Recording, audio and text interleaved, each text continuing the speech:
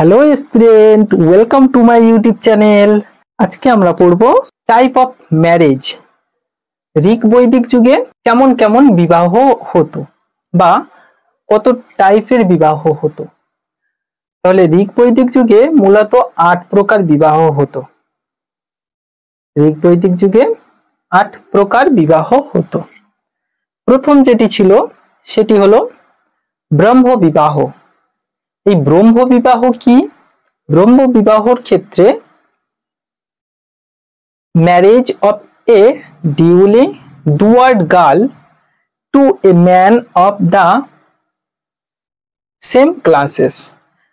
তাহলে একটি পাত্রী এবং তার একই শ্রেণীভুক্ত বা একই, যেমন ব্রাহ্মণ, ক্ষত্রিয়, বৈশ্য, শূদ্র 4টি শ্রেণী ছিল, তেমন যদি ক্ষত্রিয় কোনো কন্যা হয় তাহলে ক্ষত্রিয় কোনো পুরুষের সাথে তার বিবাহ হলে, অথবা ব্রাহ্মণ কন্যা ব্রাহ্মণ পুরুষের সাথে, অথবা বৈশ্য কন্যা বৈশ্য পুরুষের সাথে, এমন একই ক্লাসের বা একই শ্রেণীভুক্ত কোনো কন্যার সাথে এবং সেই শ্রেণীভুক্ত পুরুষের বিবাহকে বলা হতো ব্রহ্ম বিবাহ। এবং এই যে ব্রহ্ম বিবাহটি, এই ব্রহ্ম বিবাহের ক্ষেত্রে সকল প্রকার পণ দেওয়া নেওয়ার ব্যবস্থা ছিল। এবং দ্বিতীয় যে বিবাহটি হলো সেটি হলো দৈব বিবাহ। এই দৈব বিবাহটি কি? দৈব বিবাহটি হলো যে a daughter is given to a sacrificial priest as a part of his fee। তাহলে একজন কন্যাকে দান করা হবে কোনো একজন পুরোহিত বা যিনি ওই বিবাহের মন্ত্র উচ্চারণ করার জন্য এসেছিলেন, এমন কোন প্রিস্ট বা সাধক, তাকে দান করা হবে একটি কন্যাকে, যেটি তার ফি হিসেবে, অর্থাৎ সেই পুরোহিতের ফি বা পারিশ্রমিক হিসেবে কন্যাদান করা হলে সেই বিবাহকে দৈব বিবাহ বলা হচ্ছে। তাহলে দৈব বিবাহ কি? দৈব বিবাহ হলো সেই বিবাহ যে বিবাহে পুরোহিতকেই কন্যাদান করা হচ্ছে। অর্শ বিবাহ। অর্শ বিবাহটি কি? অর্শ বিবাহটি হলো এ token breed price of a cow is given in price of the dowry। তাহলে একটি কন্যার পিতা সেই কন্যার ডাউরি হিসেবে একটি গাভী প্রদান করবে, অর্থাৎ এই বিবাহের ক্ষেত্রে পণ হিসেবে একটি গাভী প্রদান করা হতো। তাহলে অর্শ বিবাহের ক্ষেত্রে কন্যার পিতা একটি গাভী প্রদান করতেন ডাউরি হিসেবে বা পণ হিসেবে। প্রজাপতি বিবাহ।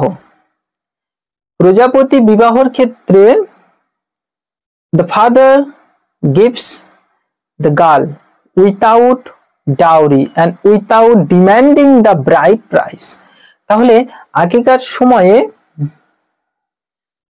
সময়ে এমন একটি প্রথা ছিল যে কিছু কন্যার ক্ষেত্রে এই প্রথাগুলি চালু ছিল। এই প্রথাগুলি হলো যে কন্যার বিবাহ কোনো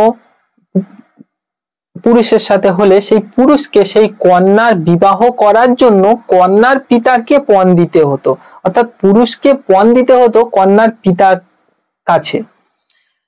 এক্ষেত্রে কন্যার জন্য যে কন্যাকে বিবাহ করছে সেই কারণে পুরুষকে কন্যার পিতাকে পণ দিতে হতো, এমন প্রথাও ছিল। আবার এখনো দেখা যায় যে অনেক ক্ষেত্রে পণ প্রথা প্রচলিত রয়েছে। সেই সময়ের পণ প্রথার ক্ষেত্রে বেশি প্রচলিত ছিল যে কন্যার পিতা সেই কন্যার যার সাথে বিবাহ দিচ্ছে তাকে কিছু উপহার বা পণ হিসেবে কিছু দিত। এক্ষেত্রে প্রজাপতি বিবাহের ক্ষেত্রে ওই কন্যার পিতা তো কোনো পণ দেবেই না, আবার ওই যার সাথে বিবাহ হবে তার কাছ থেকে ওই কন্যার ব্রিড প্রাইস, কন্যার জন্য কোনো পণ নেবেনও না। কোনো পণ ছাড়া যে বিবাহটি হতো সেটি হলো প্রজাপতি বিবাহ। গান্ধার্ব বিবাহ, এই গান্ধার্ব বিবাহটি হলো লাভ ম্যারেজ অর্থাৎ প্রেমের বিবাহ। এক্ষেত্রে কোনো পণ বা কোনো কারোর পক্ষ থেকে কোনো পণের কোনো চিহ্ন থাকতো না, কেবলমাত্র প্রেমের কারণে বিবাহ। অসুর বিবাহ, অসুর বিবাহটি কি? অসুর বিবাহটি হলো এমন একটি বিবাহ যে বিবাহর ক্ষেত্রে ওই কন্যাকে কিনে আনা হবে তার পিতার কাছ থেকে, অর্থাৎ breed was ব্রট from her father, কন্যাকে তার পিতার কাছ থেকে কিনে নিয়ে এসে যে বিবাহটি হবে সেটি হলো অসুর বিবাহ। কারণ এক্ষেত্রে কন্যার রাজি থাকা বা তার মতামত বা অমত এর কোনো মূল্যই থাকছে না, যেহেতু কন্যাকে কিনে আনা হয়েছে এবং তার পিতার কাছ থেকে কিনে আনা হয়েছে, সেই কারণে কন্যার কোনো ভূমিকা যে কন্যা বিবাহ করতে চাচ্ছে কিনা তার কোনো মূল্য এখানে গুরুত্ব দেয়া হতো না, যে কারণে এই বিবাহটি কেবল অসুর প্রবৃত্তির মানুষদের মধ্যেই হতো। কারণ কন্যা রাজি না থাকলে সেই বিবাহ কখনো সম্পূর্ণ বিবাহ মানা যায় না, এবং এই বিবাহ হতো যে কারণে এই ধরনের বিবাহকে অসুর বিবাহ বলা হয়েছে, কন্যাকে তার পিতার কাছ থেকে কিনে এনে বিবাহ করলে। এরপর রাক্ষস বিবাহ, এই রাক্ষস বিবাহটি কি? রাক্ষস বিবাহটি হলো ম্যারেজ বাই ক্যাপচার্ড, অর্থাৎ কন্যাকে অপহরণ করে নিয়ে এসে বিবাহ করা। এই কন্যাকে অপহরণ করে এনে বিবাহ করলে সেই বিবাহ কি বলা হতো? রাক্ষস বিবাহ। পৈশাচ বিবাহ, এবং 8 নম্বরটি হলো কি? পৈশাচ বিবাহ বা পিচাস বিবাহ। এই পিচাস বিবাহটি কি? Marriage by seduction. তাহলে একটি কন্যাকে অসুস্থ অবস্থায় বা তার অচেতন অবস্থায় বা তারকে ভুলিয়ে বা তাকে ফুসলিয়ে যে কোনো ভাবে কন্যাকে সম্মুখ তুলে নিয়ে চলে এসে যে বিবাহটি হতো সেটি হলো পৈশাচ বা পিচাস বিবাহ। এই পিচাস বিবাহের ক্ষেত্রে অনেক সময় কন্যা অসুস্থ অবস্থায় রয়েছে, তার চেতন অবস্থায় নেই, সেই অবস্থাতেও বিবাহ করা হতো, সেই সমস্ত বিবাহকে পৈশাচ বিবাহের মধ্যে রাখা হয়েছে। তাহলে এই 8 প্রকারের যে বিবাহ আমরা দেখলাম ঋক বৈদিক যুগের, এই 8 প্রকার বিবাহ, এই বিবাহের মধ্যে সবচেয়ে প্রচলিত ছিল যেটি, সেটি হলো প্রজাপত্য বিবাহ। এরপর আমরা আসবো ইম্পর্টেন্ট রিচুয়ালস, অর্থাৎ গুরুত্বপূর্ণ যে সমস্ত যজ্ঞ, এই যজ্ঞগুলো কি? যজ্ঞগুলো হলো আগেকার সময় রাজারা নিজেদের ক্ষমতা, প্রভাব, প্রতিপত্তি এই সমস্ত বৃদ্ধি করার জন্য বিভিন্ন ধরনের অনুষ্ঠান করত। তার মধ্যে 3টি গুরুত্বপূর্ণ যজ্ঞ ছিল। প্রথমটি হলো রাজস্ব যজ্ঞ, দ্বিতীয়টি অশ্বমেধ যজ্ঞ বা অশ্বমেধ যজ্ঞ, এবং তৃতীয়টি হলো বাজপেয় যজ্ঞ।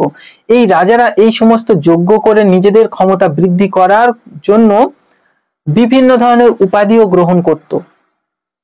এই সময় সম্রাট, একরাট, বিরাট, বিভিন্ন নাম তারা, বিভিন্ন উপাধি তারা নামের সাথে জুড়ে রাখতো, কারণ তাদের প্রভাব এবং প্রতিপত্তি ও ক্ষমতাকে প্রদর্শিত করার কারণে। তাহলে এই প্রথম যে যজ্ঞটি করত সেটি হলো রাজস্ব যজ্ঞ। এই রাজস্ব যজ্ঞটি কি? এই রাজস্ব যজ্ঞের ক্ষেত্রে একজন রাজা সে একটি যজ্ঞের আয়োজন করবে, এবং যে যজ্ঞের আয়োজন করার জন্য তিনি আশেপাশে সমস্ত ছোট ছোট রাজ্যকে নিমন্ত্রণ পাঠাবে, এবং সেই সমস্ত রাজারা ওই যজ্ঞে উপস্থিত হবে। আর যে রাজারা ওই সমস্ত যজ্ঞে উপস্থিত হবেন সেই সমস্ত রাজাদেরকে, এই রাজস্ব যজ্ঞ করছেন যে রাজা, সেই রাজা ওই সমস্ত ছোট ছোট রাজ্যগুলিকে বা রাজাদেরকে এই আশ্বাস দেবেন যে তাদের উপর আসা কোনো সমস্যা বা কোনো বিপত্তিকে এই রাজস্ব যজ্ঞকারী রাজা বা যিনি এই ক্ষমতা বৃদ্ধি করার জন্য এদেরকে ডেকেছেন তিনি রক্ষা করবেন। অর্থাৎ এই ছোট ছোট রাজ্যগুলিকে রক্ষা করার দায়িত্ব নেবেন এই চক্রবর্তী সম্রাট। অর্থাৎ এই রাজস্ব যজ্ঞ করার ফলে তিনি হয়ে উঠতেন একজন চক্রবর্তী সম্রাট। সুপ্রিম পাওয়ার অন হিম, তাহলে supreme power on him, supreme পাওয়ারের অধিকারী হবেন। এই রাজস্ব যজ্ঞ করে তিনি হবেন চক্রবর্তী সম্রাট এবং তার উপরে প্রভূত ক্ষমতা থাকবেন এবং তিনি সেই ক্ষমতার প্রদর্শিত করে আরো অনেক ছোট ছোট রাজ্যকে একত্রিত করে তিনি আরো প্রভাবশালী হয়ে উঠবেন। এরপর দ্বিতীয় যেটি আসবো সেটি হলো অশ্বমেধ যজ্ঞ। এই অশ্বমেধ যজ্ঞটা কি? অশ্বমেধ যজ্ঞটি আগে বলে নিই যে এই রাজস্ব যজ্ঞ কিন্তু আমরা পরিচিত আছি রাজস্ব যজ্ঞের সাথে, কারণ মহাভারতের যুগে আমরা রাজস্ব যজ্ঞ করতে দেখেছি। এই রাজস্ব যজ্ঞ করেছিলেন সম্রাট যুধিষ্ঠির। কখন করেছিলেন? যখন যুধিষ্ঠির ইন্দ্রপ্রস্থের রাজত্ব স্থাপন করেছিল এবং সেই রাজত্ব স্থাপন করার পর তিনি যখন কুরু বংশের থেকে স্বতন্ত্র হতে চাচ্ছিলেন, তখন স্বতন্ত্র হওয়ার জন্য তাকে রাজস্ব যজ্ঞ করতে হয়েছিল। আর এই রাজস্ব যজ্ঞ করার পর তিনি হয়ে উঠেছিলেন চক্রবর্তী সম্রাট এবং কুরু বংশ থেকে স্বতন্ত্র হয়ে গিয়েছিলেন। অশ্বমেধ যজ্ঞের ক্ষেত্রে unquestioned control over the area in which the royal horses run uninterrupted। তাহলে এই অশ্বমেধ যজ্ঞটি হলো একটি যজ্ঞ, যে যজ্ঞে একটি অশ্বকে ছাড়া হবে। তাহলে একটি রাজা অবশ্য তার ক্ষমতা এবং তার প্রভাব প্রতিপত্তি বৃদ্ধি করার জন্য একটি যজ্ঞে একটি অশ্বকে পূজা করা হতো এবং সেই অশ্ব অবশ্যই রাজঅশ্ব হতো। এই রাজঅশ্বকে পূজা করার পর সেই রাজঅশ্বটিকে ছেড়ে দেওয়া হতো এবং অশ্বের গায়ে একটি পত্র লেখা থাকতো যে যদি এই অশ্বকে কেউ ধরার দুঃসাহস করে তাহলে ওই রাজার সাথে যুদ্ধ করার জন্য সেনা প্রস্তুত রাখতে হবে। সেই অশ্বটি কোনো প্রকার বাধা না পেয়ে ছুটে চলতো এবং যতদূর পর্যন্ত যতগুলি রাজ্য ছুটে যেত এবং পরবর্তী সময় ফিরে আসতো ততগুলি রাজ্যের উপর এই অশ্বমেধ যজ্ঞকারী রাজার অধিকার প্রতিষ্ঠিত হতো। এবং এই অশ্বমেধ যজ্ঞের ঘোড়া যদি কেউ কোনো রাজ্য ধরতো তাহলে তাকে অবশ্য যুদ্ধ করতে হতো। কেউ যদি এই রাজার বশ্যতা স্বীকার করতে না চায় তাহলে তাকে অশ্বমেধ যজ্ঞের ঘোড়া ধরতে হবে। আর এই ঘোড়া যদি ধরা হয় তাহলে এই রাজা এবং যতদূর পর্যন্ত বিচরণ করেছে ওই ঘোড়াটি সেই সমস্ত রাজ্যের রাজার সাথে এই যে রাজা ধরবে সেই রাজার সৈনিকের যুদ্ধ হবে বা সেই রাজার সাথে যুদ্ধ হবে। এটি হলো অশ্বমেধ যজ্ঞ, যেটি করার ফলে ওই রাজা প্রভাব প্রতিপত্তি বৃদ্ধি করত। বাজপেয় যজ্ঞ বা বাজপেয় যজ্ঞ, এই বাজপেয় যজ্ঞটি হলো ক্যারিয়ট রেস, অর্থাৎ রথ নিয়ে একটি রেস বা দৌড় প্রতিযোগিতা। এই ক্যারিয়ট রেসে যে রাজকীয় রথটি থাকবে সেই রাজকীয় রথটিকে এমন ভাবে সাজানো হবে যাতে কেবলমাত্র সেই রাজকীয় রথটি বিজেতা হয় এবং সেই বাজপেয় যজ্ঞের যে রথগুলি চালনা করা হতো এই রথগুলি অবশ্য রাজ পরিবারের সদস্যরাই চালাতেন। অর্থাৎ এই রাজা তার রথ এবং রাজ পরিবারের সদস্যের সাথে যে যজ্ঞ করে যে রথগুলিকে চালনা করত বা ছুটাতো এবং সেই রথ চালনাতে অবশ্য রাজকীয় রথটি বিজেতা হতো, সেই যজ্ঞটি হলো বাজপেয় যজ্ঞ। তাহলে এই তিনটি যজ্ঞ হলো রাজস্ব যজ্ঞ, অশ্বমেধ যজ্ঞ এবং বাজপেয় যজ্ঞ। এই তিনটি গুরুত্বপূর্ণ যজ্ঞ যেগুলি করে ওই সময়ে রাজারা তাদের পাওয়ার বা ক্ষমতাকে বৃদ্ধি করত।